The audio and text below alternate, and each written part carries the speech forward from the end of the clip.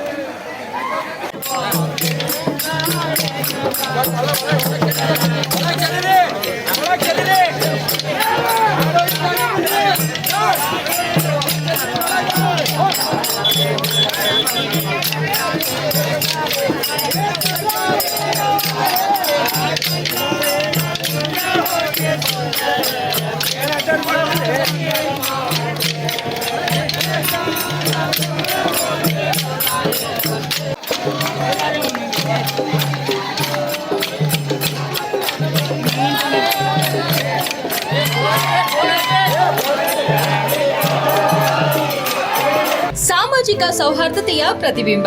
ನಗರದಲ್ಲಿ ವ್ಯಾಪಾರ ವಹಿವಾಟು ಅಂಗಡಿಗಳು ಮುಚ್ಚಿ ಹೋಳಿ ಹಬ್ಬದ ಸಂಭ್ರಮದಲ್ಲಿ ತೊಡಗಿದ್ದಾರೆ.